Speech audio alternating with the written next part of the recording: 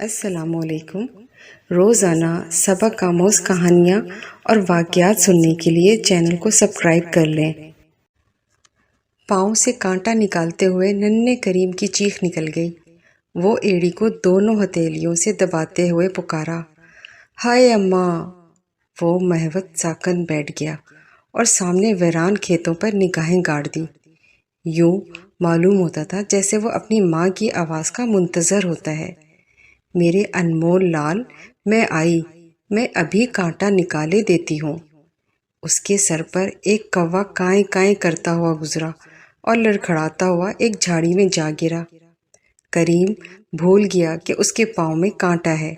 وہ لنگڑاتا ہوا بھاگا اور کوے کو پکڑ لیا۔ وہ اپنے پروں کو پھڑپڑانے لگا، اڑنے کی کوشش کی، مگر اس کا داہنا بازو زخمی ہو چکا تھا۔ کریم نے زمین سے مٹی اٹھا کر اس کے زخم پر چھڑکی، 2-4 ٹھنڈی سانسیں دی۔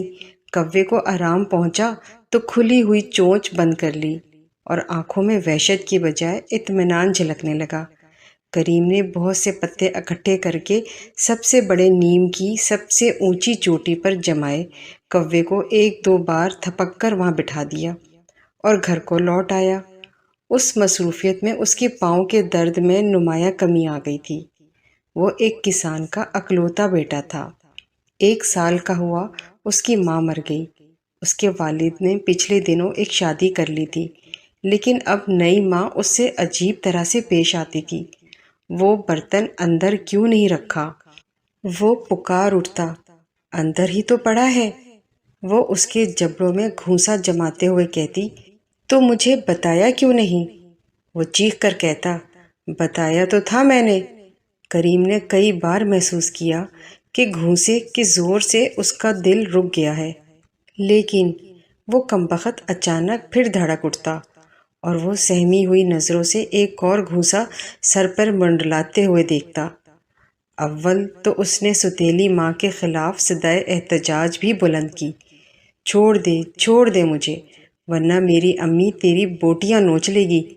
چھوڑ دے مجھے، ورنہ میرا ابا تجھے مار ڈالے گا۔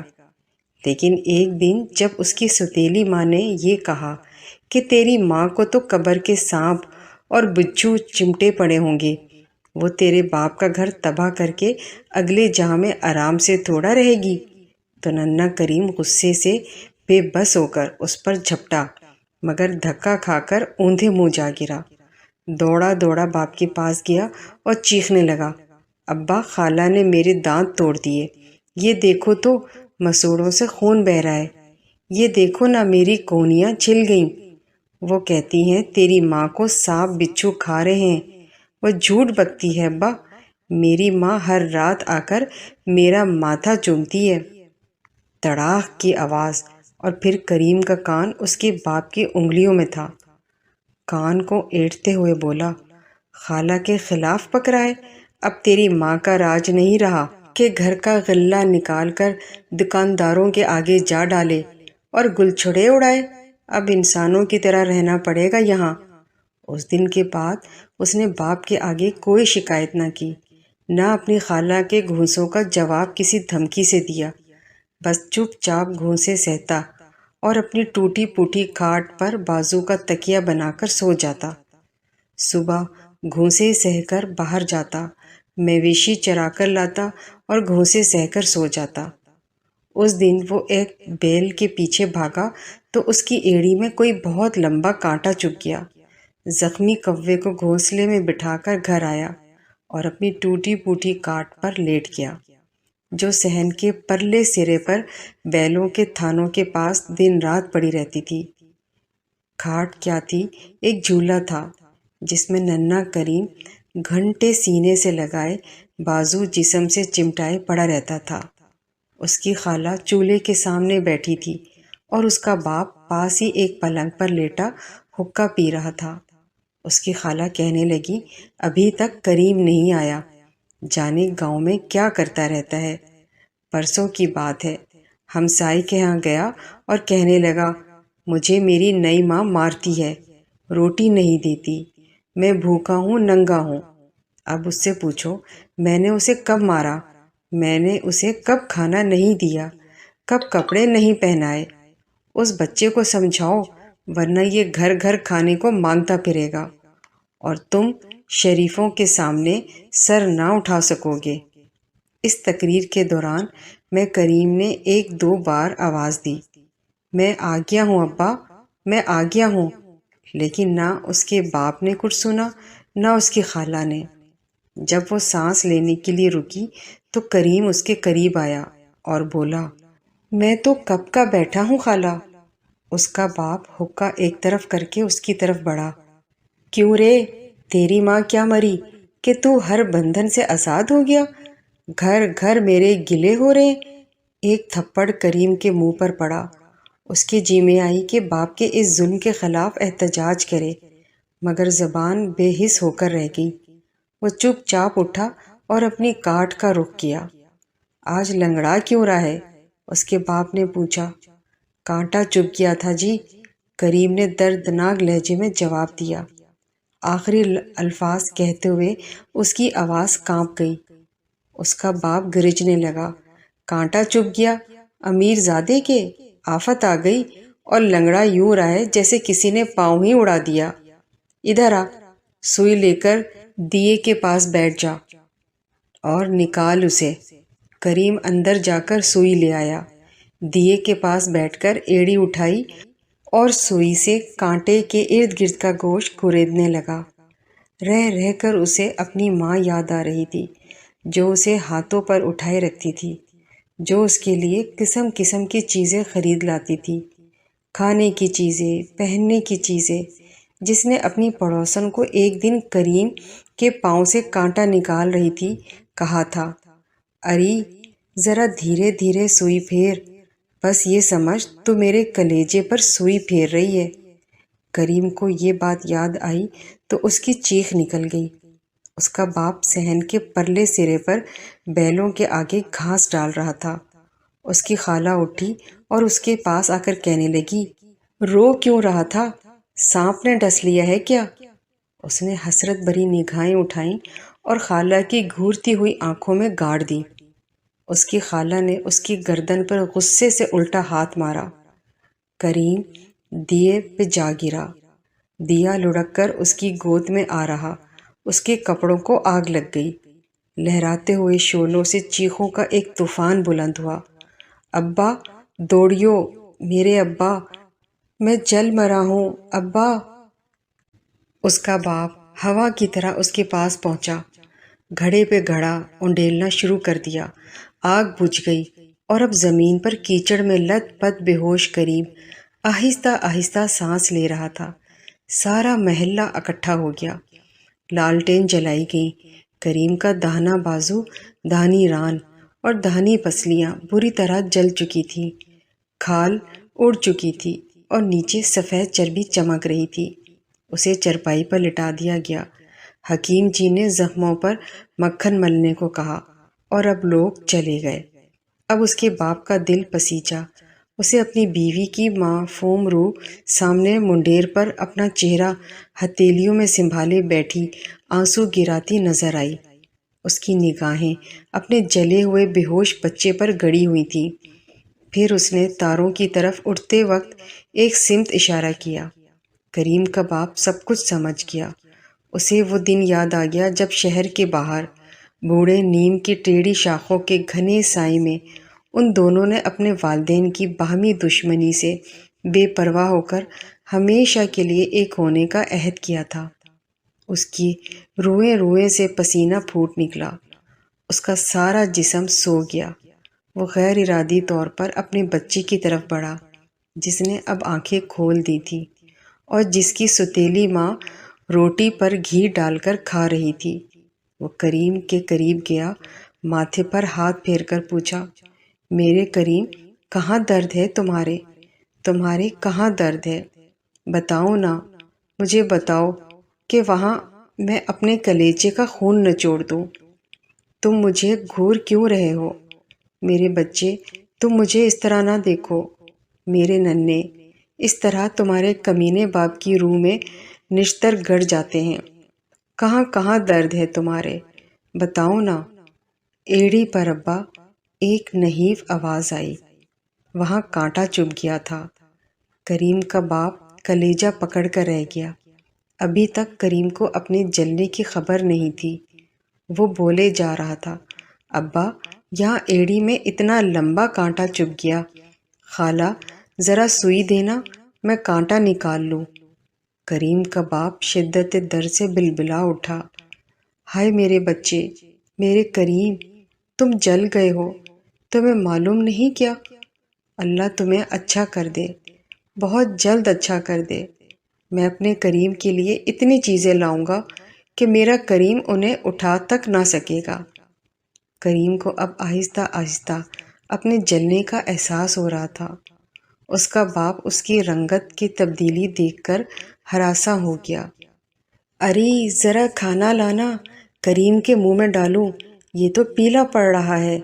وہ گھی میں لقمہ بھگو کر بولی، اچھا ہو جائے گا، بچے تو جلتے ہی رہتے ہیں اکثر، تم پر تو جیسے قیامت ٹوٹ پڑی ہے۔ اچھا ہو جائے گا کمبخت، تم کیوں اپنی جان ہلکان کرتے ہو؟ ادھر کھانا کھا لو آ کر، پروٹھے ٹھنڈے ہو رہے ہیں۔ کسان کے بھاری جوتے نے اسے آگے بڑھنے کی مہلت نہ دی۔ لقمہ اس کے منہ سے نکل کر فرش پر جا گرا۔ اس کی کھوپڑی تڑا تڑ جوتے کھانے لگی۔ اس نے سارا محلہ سر پر اٹھا لیا۔ لوگ جمع ہو گئے، اسے خاموش کرایا، کسان کو ضبط کرنے کی تلقین کی اور چلے گئے۔ کریم اب چرپائیوں پر بل کھا رہا تھا۔ گوشت کے ننھے ننھے پرزے آپ سے آپ گر رہے تھے۔ ساری رات اس کا باپ اس کے سرانے بیٹھا رہا۔ صبح ہوئی تو کریم نے گھٹنے سے سر اٹھاتے ہوئے کہا، ابا تم مجھے اب مارو گے تو نہیں؟ کسان کی آنکھوں سے آنسو چشمے کی طرح پھوٹ بہے۔ اس نے انتہائی ضبط سے کہا، نہیں بیٹا۔ کریم بولا، تو ابا ایک کام کرو، گاؤں کی پوری چراگاہ کے اتری کونے پر نیم کے درختوں کا جھنڈ ہے نا، سب سے بڑے نیم کی سب سے اونچی ٹہنی پر ایک کوے کا گھونسلہ ہے، اسے جا کر کچھ پانی اور دانے ڈالاؤ۔ جاؤ گے نا؟ ابھی جاتا ہوں، کریم کے باپ نے جواب دیا۔ لیکن کریم کی ان بے سرو باتوں کو نیم بے ہوشی پر محمول کرنے لگا۔ کچھ دیر کے بعد کریم نے آنکھیں کھولتے ہوئے پھر کہا، کیا نہیں جاؤ گے ابا؟ ابھی جاتا ہوں میرے بچے۔ کریم یہ کہہ کر اٹھا، پانی کے لیے مٹی کا ایک چھوٹا سا پیالہ لیا، دانے مٹھی میں ڈال کر گاؤں کے مشرقی چراگاہ کی طرف گیا۔ بڑے نیم کی اونچی ٹہنی پر ایک کوا گھونسلے سے پر نکالے کائیں کائیں کر رہا تھا۔ وہ اوپر چڑھا، کوے کے پاس پانی رکھ دیا، دانے بکھیر دیے۔ کوے کو اٹھا کر دیکھا، اس کا ایک بازو بری طرح زخمی تھا۔ وہ یہ معمہ نہ سمجھا، اس کا دماغ گھومنے لگا۔ واپس ہوتے وقت ایک شخص نے اس سے پوچھا، کہاں گئے تھے؟ اس نے جواب دیا، رات کو جلا، بس دیے نے کپڑوں کو آگ لگا دی اور جسم کا دایاں حصہ گل گیا۔ پوچھنے والا شخص معتجب اور شرمندہ ہو کر گلی میں مڑ گیا۔ کریم کا باپ اپنے بیٹے کے پاس آیا، جھک کر پوچھا، جاگ رہے ہو بیٹا؟ جاگ رہا ہوں ابا۔ کوے کا کیا حال ہے؟ اچھا تھا میرے بچے، تمہیں سلام کہتا تھا۔ کریم نے ہنسنے کی کوشش کی، تو میں خود اسے سلام کا جواب دوں گا ابا۔ اب ذرا بیل کھول دو، باہر جانے کا وقت ہو گیا ہے۔ کسان ضبط نہ کر سکا، بے اختیار رونے لگا۔ اپنی نئی بیاہی ہوئی بیوی کی طرف دیکھا جو ایک کونے میں بیٹھی اسے بے انتہا نفرت سے گھور رہی تھی۔ اسے وہ دن یاد آ گئے جب بیلوں کے لیے ایک علیحدہ ملازم ہوتا تھا، اور پھر جب کریم کی ماں چل بسی تو ملازم کو نکال دیا گیا اور بیل کریم کے آگے لگا دیے گئے۔ اسے اپنی ساری زندگی پر اندھیرا ہی اندھیرا چھایا ہوا دکھائی دینے لگا۔ وہ دل ہی دل میں اپنے آپ کو ملامت کرنے لگا کہ وقتی مسرتوں کے سیلاب میں اس کی اولین محبت اور خاندانی غیرت کا فولادی قلعہ جڑ سے اکھڑ کر بہہ گیا تھا۔ وہ روزانہ صبح شام کوے کے لیے دانہ پانی لے کر جاتا اور پھر کریم کے پاس بیٹھا رہتا۔